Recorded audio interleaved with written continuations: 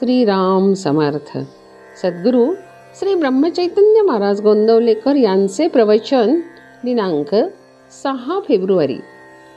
नामस्मरण, शरणागती आणि भगवत प्राप्ती.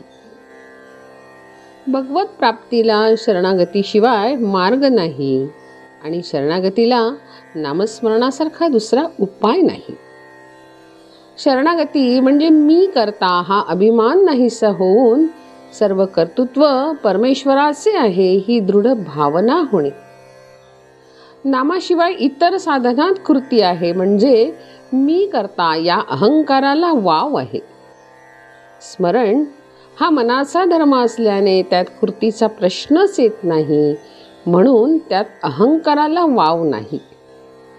शिवाय स्मरण किंवा विस्मरण या दोन्ही गोष्टी आपल्या हातात नाहीत, म्हणून नामाचे स्मरण झाले तरी त्यात स्वतःचे कर्तृत्व नसते. त्यामुळे मी करता ही जाणीव टिकू शकत नाही.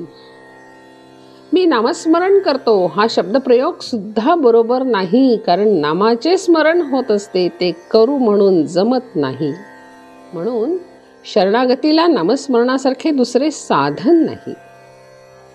शरणागतीचा दुसरा अर्थ म्हणजे कायिक, वाचिक आणि मानसिक क्रिया थांबविणे. क्रिया न करणे हे कृती करण्यापेक्षा केव्हाही जास्त सोपे आहे. म्हणजेच शरणागती ही सहज साध्य वाटली पाहिजे, पण अनुभव तसा येत नाही.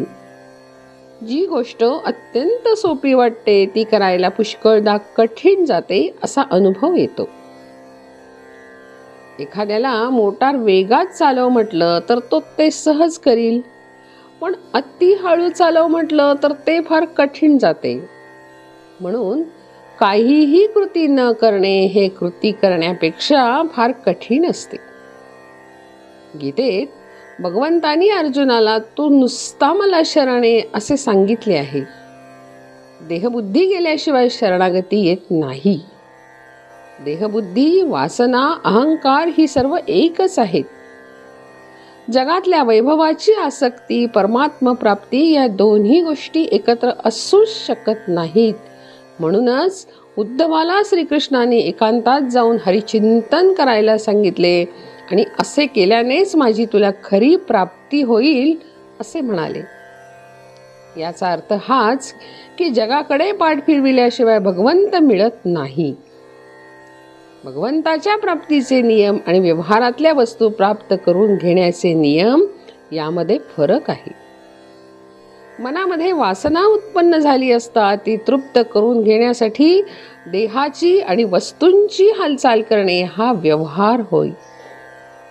सूक्ष्म वासना देहाच्या साह्याने जड बनणे हे व्यवहाराचे खरे स्वरूप आहे.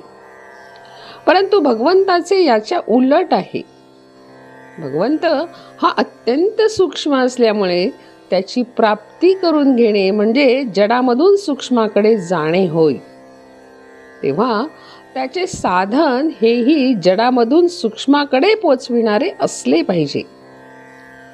जड देहाशी संबंधित आणि सूक्ष्माशी निकट चिकटलेले असे साधन असेल तर ते नामच होय. अनन्यतेशिवाय भगवंताची प्राप्ती नाही. यातच भक्ती जन्म पावते. जानकी जीवन स्मरण. जय जय राम.